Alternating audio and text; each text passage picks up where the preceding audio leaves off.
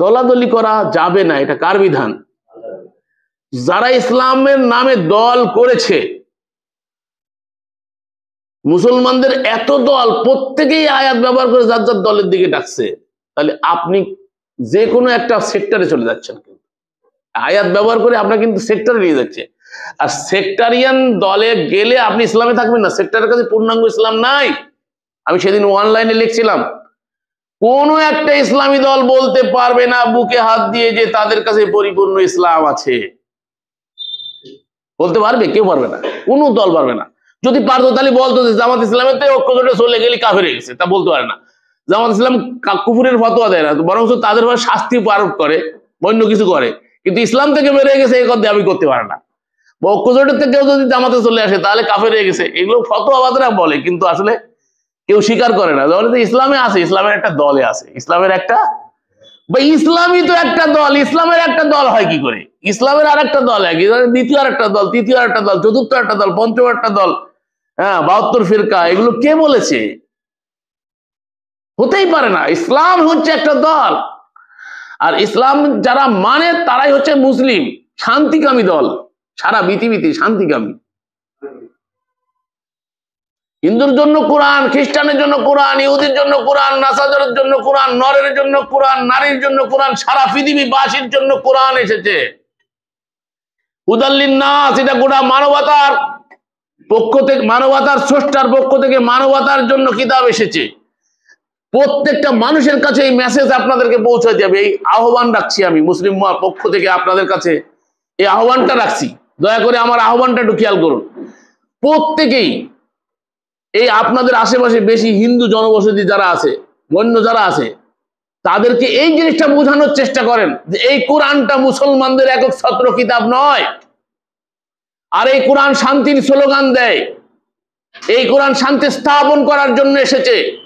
এই কোরআন দাঙ্গা হাঙ্গামা করার জন্য আসে নাই, এই কোরআন জঙ্গিবাদ সৃষ্টি করার জন্য আসে নাই, মানুষ হত্যা করার জন্য আসে নাই, বরং মানুষের জীবন বাঁচানোর জন্য কোরআনের আবির্ভাব ঘটেছে।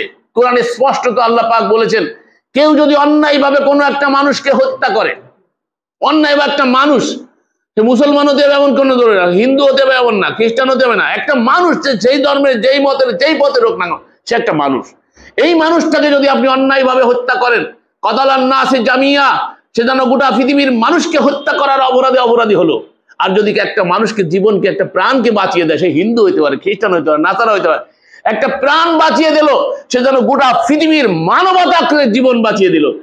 এত বড় স্লোগান যে কোরআনে দেয়া আছে, সেই কোরআন কি মানুষকে নির্বিচারে হত্যা করে, বোমা বেঁধে তারপরে নিরীহ নারী শিশুদেরকে হত্যা করতে পারে কোরআনের বিধানে? না। এটা কোরআনের বিধানের নামে যেগুলো চালু করা হয়েছে, এটা কোরআনের বিধানের নামে সাইডের কিতাব। হিন্দু ধর্মের মূল গ্রন্থ বেদ, সাইডে অনেক কিতাব আছে। মূল গ্রন্থের দাবি এক। কোরআনে বলা আছে লা ইলাহা ইল্লাল্লাহ ফাআলাম আন্নাহু লা ইলাহা ইল্লাল্লাহ, সূরা মুহাম্মদ 19 নম্বর আয়াত। বেদে লেখা আছে একমেওয়া দ্বিতীয়াম, এক ব্রহ্মা দ্বিতীয় নাস্তি, দাবি তো একই। ওটা সংস্কৃতির ভাষা, এটা আরবি ভাষায়, আর বাংলায় বললে আল্লাহ ছাড়া কোনো মাবুদ নাই। একই কথা তো, একই তো কথা। তো এই ভ্রাতৃত্বের বন্ধনে আমরা একত্রিত হতে পারছি না কেন জানেন? এই ধর্মের নামে বিভিন্ন দলাদলিতে একে অপরকে দেখতে পাচ্ছি না, হিংসাত্মক কারণে আজকে আমরা এক হতে পারছি না।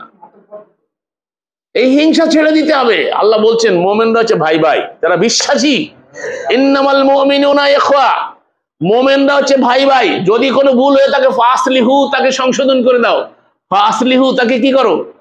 সংশোধন করে দাও। অনলাইনে এসে তার বিরুদ্ধে নিষেধাজ্ঞা করবেন, আপনি কিসের মুমিন? আপনি কিসের মুসলিম? কিসের আত্মসমর্পণকারী? কিসের শান্তিকামী? আপনি তো অশান্তির জনক, আপনি তো অশান্তির সৃষ্টি করছেন। আপনি যত বড় স্কলার হন না কেন, আপনি আল্লাহর কাছে মুসলিম হতেই পারেন না। মানব ধর্মই হচ্ছে ইসলাম, মানবতার ধর্ম ইসলাম।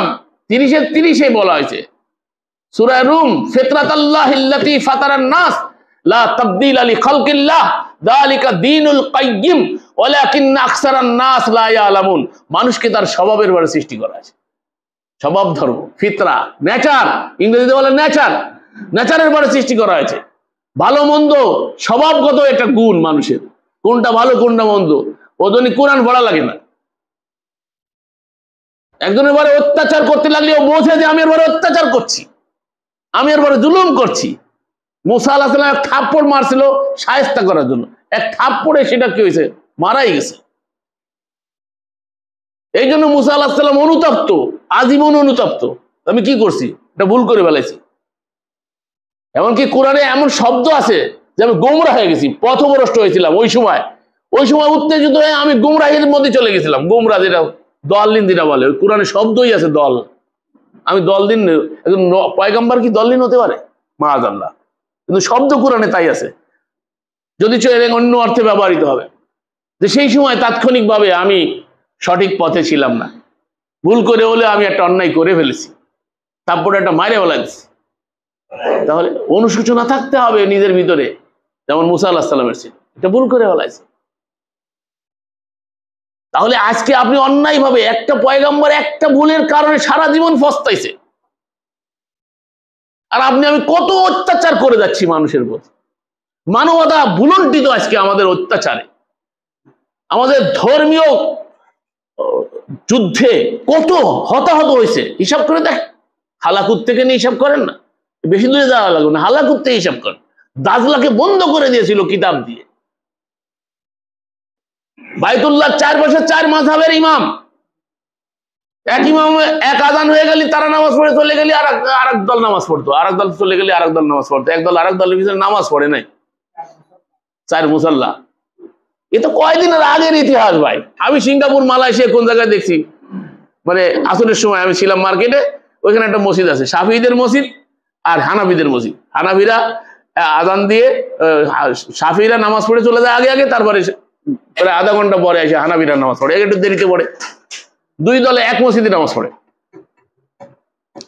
ঠিক আছে? তাহলে এই যে দলাদলি, এক উম্মাহ, আল্লাহ ইন্না হাযিহি উম্মাতুকুম উম্মাতুন ওয়াহিদা, তোমাদের এই উম্মাহ শান্তিকামী দল, এক দল। শান্তিকামী দল কয়টা? ও হিন্দুর মধ্যেও যদি হয় শান্তিকামী, দাঙ্গাবাজ না হয়, তাহলে ওটাও কি মুসলিম? ওটাও কি নাম হিন্দু? হিন্দুতে এলাকা হিসাবে হিন্দু, সিন্ধু নদের ও অববাহিকায় যারা বসবাস করে তারা হচ্ছে কি হিন্দু, দেশ হিসাবে হিন্দু। কিন্তু সে যতও শান্তিকামী হয়, এক আল্লাহর এক বিধান মানে, তাহলে সেই মুসলিম। আর কোন মুসলিম নামধারী সে যদি দাঙ্গা করে, সে যদি ফিতনা করে, সে যদি আল্লাহর কিতাব বাদ দিয়ে অন্য কিতাব মানে, অন্য আইন মানে, অন্য কানুন মানে, সেটা রসুলের নামে মানলেও সেটাও শিরক। সেটাও কি শিরক? শিরক করলে কি আল্লাহর সাহায্য থাকবে? সারা বিশ্ব মায়ের খাচ্ছি, তার কারণ হচ্ছে কি আমরা মুমিন না। আমরা মুমিন হইতে পারি, দাবি করছি মুমিনের। আল্লাহ বলছে ওয়াকানা হাক্কান আলাইনা নাসরুল মুমিনিন, মুমিনকে সাহায্য করা আমার জন্য অবশ্যম্ভাবী। আল্লাহ তার নিজের প্রতি অবশ্যম্ভাবী করে নিয়েছেন। আল্লাহকে কেউ বাধ্য করতে পারে না, আল্লাহ নিজেই অবশ্যম্ভাবী করে নিয়েছে। আল্লাহ বলছে মুমিনদের আমি সাহায্য করা, এটা আমার হক, এটা আমার দায়িত্ব, এটা আমার কর্তব্য। আল্লাহ বলছেন ওয়ালা তাহিনু ওয়ালা তাহজানু ওয়া আনতুমুল আলাউনা ইন কুনতুম মুমিনিন, ভয়ের কোনো কারণ নাই, সংশয়ের কোনো কারণ নাই, তোমরা জিতে যাবে। শর্ত শুধু ইন কুনতুম মুমিনিন, যদি তোমরা মুমিন হও। ইউনূস আলাইহিস সালামকে ক্ষমা করে, ইউনূসের দোয়া যেটা আমরা পড়ি, ক্ষমা করে শেষে আল্লাহ বলছেন ফাস্তাজাবনা লাহু ওয়া নাজ্জাইনাহু মিনাল গাম ওয়া কাযালিকা নুনজিল মুমিনিন। ওখানে বলছেন নুনজিল মুমিনিন। এভাবে করে আমার কোনো বান্দা যদি বিপদে পড়ে, কোনো মুমিন বান্দা আমার কাছে আশ্রয় চায় ইউনূসের মতো, তা ইউনূসকে যেভাবে সাহায্য করছি আমি পরবর্তীতে তাদেরকেও এভাবে সাহায্য করব, কিন্তু মুমিন হতে হবে। শর্ত কি? মুমিন। তাহলে আছে বিশ্বময় যারা মায়ের খাচ্ছে, তাহলে আল্লাহর কথা তো সাহায্য করবেন আল্লাহ, তা আল্লাহ সাহায্য করছেন না কেন? আমরা দাবি করছি ইমানের, সূরা ইউসুফ 106, কিন্তু আমরা ইমানদার নই ভাই। আমি কালকে বলতেছিলাম মোল্লা সাহেবকে, হানিফ মোল্লা সাহেবকে বলতেছিলাম যে মোমেন, মুসলিম, মুত্তাকি এগুলো তো বহুত পরের ভাই, মানুষই হইতে পারেনি। আল্লাহ রাব্বুল আলামিন এই চরিত্রের লোকগুলোকে মানুষই স্বীকার করেন না ভাই। আগে তো আমাদের প্রথম পরিচয় আমরা মানুষ, হিন্দু, বৌদ্ধ, খ্রিস্টান, যেই নির্বিশেষে নর নারী, আমাদের প্রথম পরিচয় আমরা মানুষ। আমরা কি মানুষ? মানুষ হচ্ছে আমাদের প্রথম পরিচয়। এরপরে আমাদের কোয়ালিটি, মোমেন আমাদের কোয়ালিটি, মুসলিম আমাদের কোয়ালিটি, মুত্তাকি আমাদের কোয়ালিটি, মুহসিন আমাদের কোয়ালিটি। এগুলো অর্জন করতে হয় ভাই, এমনি হয় না। এই মানুষের মধ্যে যারা ঈমান আনে তারাই মোমেন, যারা বিশ্বাস পোষণ করে তারা বিশ্বাসী। হানিফ ভাই কয় বাংলায় কন, বাংলায় কন, তো বাংলায় বলি। যারা বিশ্বাস পোষণ করে তারা বিশ্বাসী, তারা বিশ্বাস পোষণ করে তারা কি বিশ্বাসী। আরবি তারা বলে মোমেন, আরবিতে কি এটা কোয়ালিটি। আপনার বিশ্বাস নাই তাহলে তো আপনি মোমেন না, আপনি বিশ্বাসী না। বিশ্বাসী হইতে গেলে এই বিশ্বাসের কোয়ালিটি অর্জন করতে হয়। আপনি আত্মসমর্পণ করবেন, সারেন্ডার করবেন, শান্তিকামী হবেন, তাহলে আপনি মুসলিম হবেন। আরবিতে মুসলিম বলে, বাংলায় কি আত্মসমর্পণ করা বা সারেন্ডার করা বা শান্তিকামী, যাই বলেন, সিলমুন থেকে আসছে। তাহলে আপনি যদি এই কোয়ালিটি অর্জন করেন তাহলে না আপনি মুসলিম। আপনি যদি তাকওয়া অর্জন করেন, সর্বক্ষণিক আল্লাহকে ভয় করে চলেন, বেঁচে বেঁচে চলেন, আল্লাহ নিষিদ্ধ জিনিস বেঁচে চলেন, তাহলে আপনি মুত্তাকি। আপনি যদি মানুষের উপরে ইহসান করেন তাহলে আপনি মুহসেন। আপনি যদি সর্বক্ষণিক সবর করেন তাহলে আপনি সাবের, সবরে থাকেন তাহলে আপনি কি সাবের। আর আপনি যদি শুকর আদায় করেন তাহলে আপনি শাকের। তো এগুলো কোয়ালিটি অর্জন করতে হয়। কিন্তু প্রথম গুণ হচ্ছে আমরা মানুষ। আর মানুষকে ন্যাচারালি আল্লাহ রাব্বুল আলামিন এই ফিতরাত দিয়ে সৃষ্টি করেছে। কোনো মানুষ দাঙ্গা চায় না। দেখেন আপনি খেয়াল করে, কেউ দাঙ্গা চায়? আপনার ঘরের মধ্যেই আপনি অভিভাবক, আপনি চান আপনার ঘরটা যাতে শান্ত থাকে, কিন্তু দাঙ্গা হয়ে যায়, অলরেডি অটোমেটিক হয়ে যাচ্ছে, আমাদের ঘরের মধ্যে হচ্ছে, তারপর ঘরের বাইরে হচ্ছে, সমাজে হচ্ছে, দেশে হচ্ছে, দেশের সাথে দেশের হচ্ছে। কিন্তু আসলে কোনো মানুষ ফিতরাতারি ন্যাচারালি কেউ দাঙ্গা হাঙ্গামা আমরা চাই না। দাঙ্গা হাঙ্গামা প্রিয় না আমরা কেউ, ফাসাদ আমরা কেউ করতে চাই না, কিন্তু ফাসাদ হয়ে যাচ্ছে। কেন হচ্ছে? এই ধর্মের কারণে, বিভক্তির কারণে সব থেকে বেশি ফাসাদ হয়েছে পৃথিবীতে, সব থেকে বেশি হতাহত হয়েছে, সব থেকে বেশি মানুষ মারা গেছে। আপনি পড়েন 48 নম্বর সূরা ফাতা, না 48 না সূরা ফাতা, সম্ভবত লাস্টের আয়াত 35, ওখানে আল্লাহ বলছে মুহাম্মাদুর রাসূলুল্লাহ ওয়াল্লাযীনা মাআহু আশিদ্দাউ আলাল কুফফার রুহামাউ বাইনাহুম। মুহাম্মাদুর রাসূলুল্লাহ এবং তার সঙ্গী সাথী যারা, আশিদ্দাউ আলাল কুফফার ওয়াল্লাযীনা মাআহু, আপোষে সদায়, আপোষে কি সদায়, আপোষে একে অপরের বারে সদায়। তো এই যদি তাদের কোয়ালিটি হয়, তাদেরকে আমরা সাহাবী বলে জানি, তাহলে জঙ্গে জামাল আর জঙ্গে সিফফিন যদি আপনি স্বীকার করেন, যেখানে আয়েশা সিদ্দিকা আইছিল, আলী রাদিয়াল্লাহু তাআলা আনহু, অপর দিকে মুআবিয়া রাদিয়াল্লাহু তাআলা আনহু, আলী মুআবিয়া, আর ওইদিকে আয়েশা সিদ্দিকা, যে জঙ্গে জামাল যে যুদ্ধ হলো, জঙ্গে সিফফিন, সেখানে যে আয়েশা সিদ্দিকা আসলেন, তো এইটা কি আসার রাইট ছিল? তারা তো আপোষে সদায়। মুসলিম লড়াই করতে পারে, মোমেন লড়াই করতে পারে। এক মোমেন আর এক মোমেনের সম্পর্কে কি করছে? ইন্নামাল মুমিনুনা ইখওয়া, সূরা হুজরাতে আল্লাহ বলছে মোমেন ভাই। যদি ভুল করে ফাসলিহু, সংশোধন করে দাও। তাহলে যুদ্ধ করার তো সুযোগ নাই। তাহলে এখন এইখানে যুদ্ধে হাজার হাজার সাহাবী শহীদ হলো, খেয়াল করেন, কিন্তু হাজার হাজার সাহাবী শহীদ হলো। তো এই ইতিহাস যদি আপনি মানেন, তাহলে কোরআনকে মিথ্যা প্রতিপন্ন করতে হয়। কোরআনের আয়াত যদি সঠিক মানেন, মুহাম্মদ সাল্লাল্লাহু আলাইহি ওয়াসাল্লাম তার সঙ্গী সাথী আপোষে সদায় ছিল, এই আয়াত যদি সঠিক হয়, তাহলে তারা যুদ্ধ করে নাই। কি কথা ঠিক? এই জঙ্গে সিফফিন স্বীকার করা যায় না, এই জঙ্গে জামাল স্বীকার করা যায় না। আয়েশা রাদিয়াল্লাহু তাআলা ঘর থেকে বের হয়েছেন, যেখানে উম্মাহাতুল মুমিনিনদেরকে মুমিনদের মা বলা হয়েছে। মা তার সন্তানকে হত্যা করার জন্য উষ্টির পিঠে উঠে সে যুদ্ধের ময়দানে নেমেছে, এটা কোনো মুমিন স্বীকার করতে পারে না যদি সে কোরআনে বিশ্বাস করে। যেখানে আল্লাহ মুমিনদের নবীর স্ত্রীদেরকে উম্মাহাতুল মুমিনিন বলেছেন, মুমিনদের মা। তারপরে বলছে তাদের স্পেশাল পর্দার কথা বলা হয়েছে, তোমরা অকারনা ফি বুয়ুতিকুন্না ওয়ালা তাবাররাজনা তাবাররুজাল জাহিলিয়াতিল উলা, জাহিলিয়াতের নারীরা যেভাবে ঘর থেকে বের হতো, তোমরা এই নবী পত্নীরা তোমরা সেভাবে ঘর থেকে বের হইও। এই আল্লাহর নির্দেশ লঙ্ঘন করে যুদ্ধ করতে চলে গেল ময়দানে। তাহলে কোরআন সত্য হলে ইতিহাস মিথ্যা, আর ইতিহাস সত্য হলে কোরআন মিথ্যা। কোনটা নেবেন বিচারের ভার আপনাদের পরে রেখে গেলাম, বলে গেলাম আপনাদেরকে। আপনারা নিজেরা একটু চিন্তা ভাবনা করেন, কোরআন নিয়ে গবেষণা করেন। আফালা ইয়াতাদাব্বারুনাল কুরআন ওয়ালাউ কানা মিন ইনদি গায়রিল্লাহ লাওয়াজাদু ফীহি ইখতিলাফান কাসীরা। এই কোরআন যদি আল্লাহ ছাড়া অন্য কারো পক্ষ থেকে হইতো তাহলে বহুত অসঙ্গতি দেখা যেত। আর এক আয়াতে বলছে আল্লাহ রাব্বুল আলামিন যে এই কোরআন নিয়ে তারা কেন মনোনিবেশ সহকারে চিন্তা ভাবনা করেন। আমাকুলু আকফালুহা, তাদের অন্তরে কি তালা সমূহ লেগে গেছে। কুফলুন মানে তালা, আকফালুহা মানে তালা সমূহ। তালার পরে তালা লেগেছে, বুখারী, মুসলিম, তিরমিজি, আবু দাউদ, নাসাই, ইবনে মাজাহ, সিয়াজিত্তা, তারপরে কুতুবে খামসা, কুতুবে এর আবার ব্যাখ্যা গ্রন্থ, তারপরে শরা গ্রন্থ, তারপরে এই যে ফতোয়ার কিতাব, তারপরে ফতোয়ায়ে কাজী খান, ফতোয়ায়ে বাজ্জারিয়া, ফতোয়ায়ে দেওবন্দিয়া, ফতোয়ায়ে হাটাজারিয়া, ফতোয়ায়ে মানে এখন ফতোয়া পড়তে পড়তে পড়তে পড়তে তালা লাগতে লাগতে লাগতে লাগতে লাগতে লাগতে লাগতে লাগতে লাগতে কোরআন হারাই গেছে। কোরআন কি হয়েছে? হারিয়ে গেছে ভাই, কোরআন হারিয়ে গেছে। কোরআন এখন খুঁজে পাওয়া যায়, কোরআনের কথা বললে ডাইজেস্ট করতে পারি না এখন। তার কারণ ভেজাল খাইতে খাইতে খাইতে খাইতে এমন অভ্যাস হয়েছে, এখন নির্ভেজাল খাইলেই পাতলা পায়খানা শুরু হয়ে যায়। সারা জীবনে এক বেটা দুধ জোগানি করছে, ওই লোকটা প্রতিদিন নির্ভেজাল দুধটা দেয়। একদিন ওই লোক কি করছে, ভেজাল দিছে। যেদিন ভেজাল দিছে 1 বছর পরে ভেজাল দিছে, ভেজাল যেদিন দিছে ওই দিন পেটে হজম হয়নি। এখন ওই লোককে ডাকছে, ডাইকে মালিক বলছে, তোর 1 বছর তোর দুধ খাইলাম, কোনোদিন তোর দুধে আমার কোনো ক্ষতি হয়নি, আজকে আমার পাতলা পায়খানা হয়েছে, নিশ্চয়ই তুই দুধই ভেজাল দিছ। ওই দিন খাড়ি, সারা বছর দিছিল কি ভেজাল, ওই একদিন খাঁটি দুধ দিছিল। ওই একদিন, সারা বছর ভেজাল খাইতে খাইতে একদিন খাঁটিটা খাইছে, আর পেটে আর ডাইজেস্ট করতে পারবে। তো এখন আমরা ভেজালে ভেজালে শরীক না করলে হুজুররা কেউ তুষ্ট না। আপনি যদি আল্লাহর বিধানের সাথে অন্য বিধানকে শরীক না করেন, তাহলে আপনি মুমিন না হুজুরদের দৃষ্টিতে। আর আল্লাহ বলছে, ওয়ালা ইউশরিক ফি হুকমিহি আহাদা, আমার আইনের সঙ্গে, আমার কানুনের সঙ্গে, আমার বিধানের সঙ্গে অন্য কিছুকে শরীক করিও না। আপনি আল্লাহরটা নেবেন না হুজুরেরটা নেবেন, আল্লাহরটা নেবেন না মোল্লারটা নেবেন, আল্লাহর দিন পালন করবেন না মোল্লার দিন পালন করবেন, চিন্তার বিষয় তো এখন আপনার মন মস্তিষ্ক দিয়ে আপনাকে ভাবতে হবে, আর আপনাকে সিদ্ধান্ত নিতে হবে। আর আপনার হিসাব আপনি দেবেন, আমার হিসাব আমি দেবো। লা ইকরাহা ফিদ-দীন, ধর্মে কোনো জবরদস্তি নাই।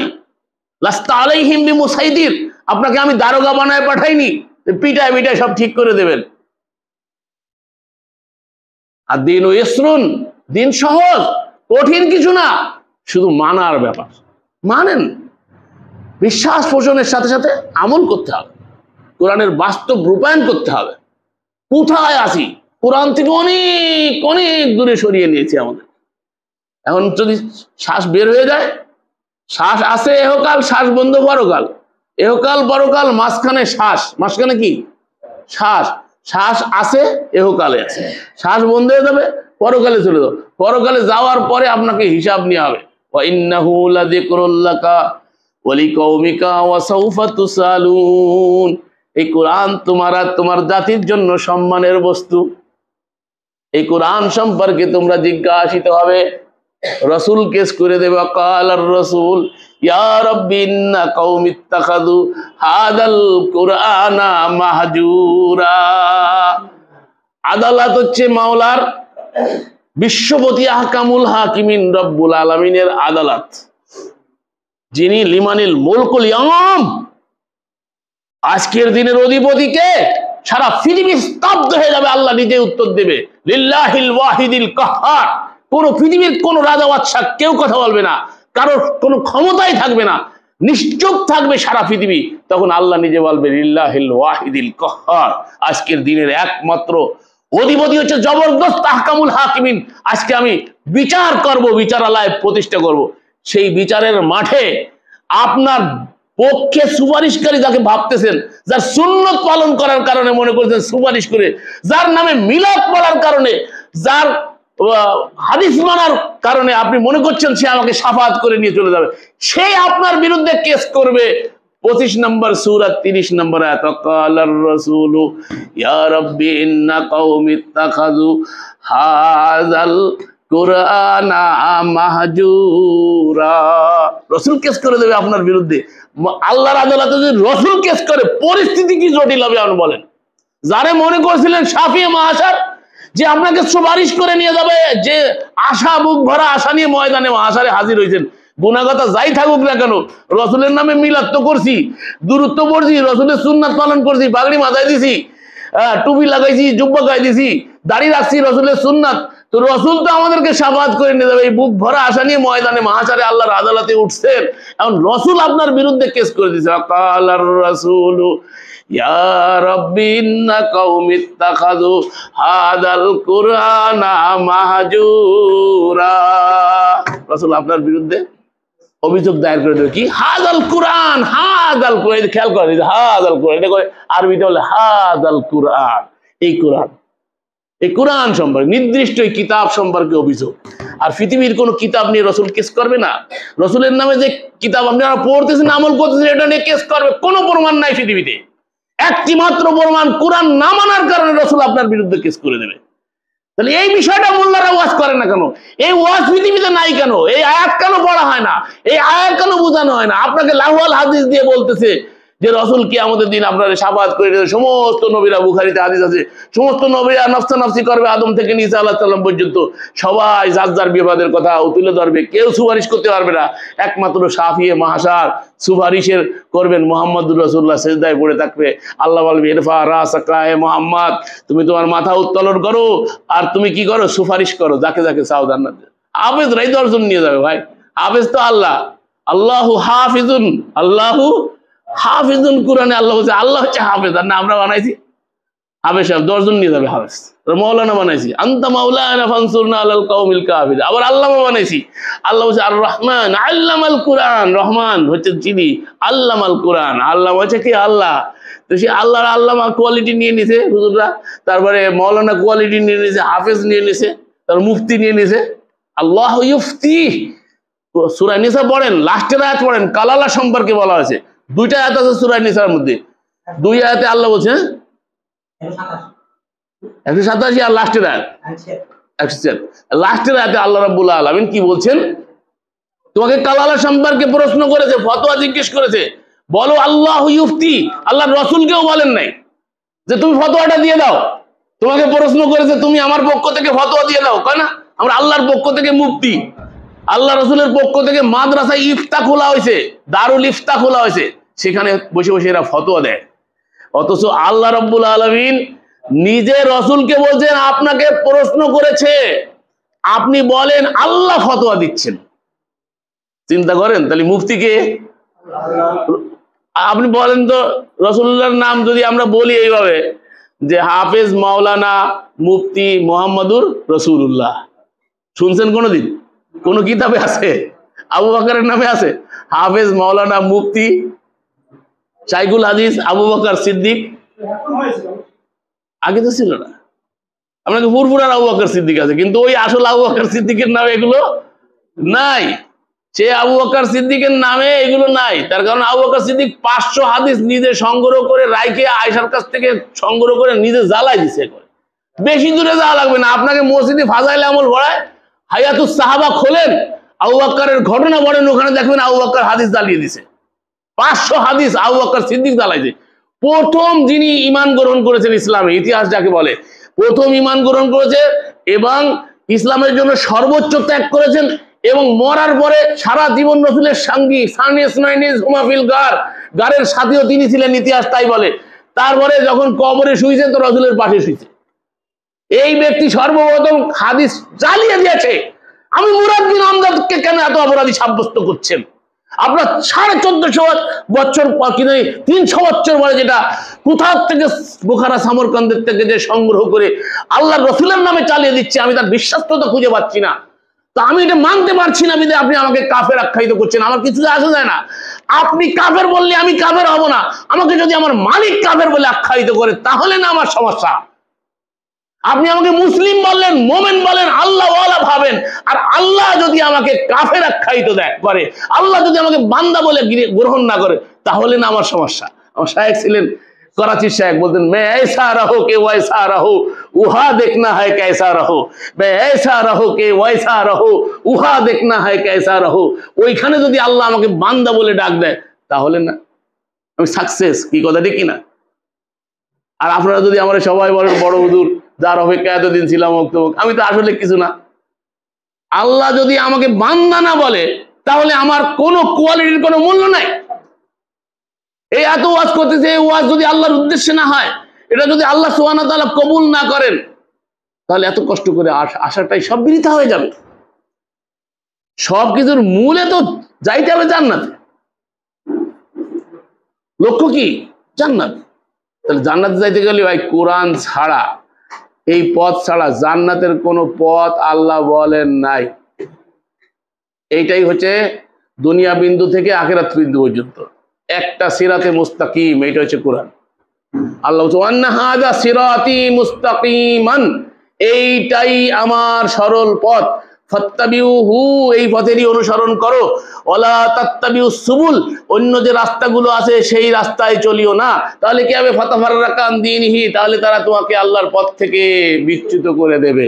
তো সিরাতে মুস্তাকিম কোরআনকে বলছে যুকরুফের 43-43, যুকরুফের 43 আল্লাহ বলছে যে এটা কি কোরআন হচ্ছে কি ফাস্তামসিক বিল্লাযী, আল্লাহ বলছে শক্ত করে ধারণ করো, ফাস্তামসিক বিল্লাযী উহিয়া ইলাইকা, যা তোমার প্রতি ওহী করা হয়েছে, ইন্নাকা আলা সিরাতিম মুস্তাকিম, এইটা হচ্ছে সিরাতে মুস্তাকিম, সরল পথ।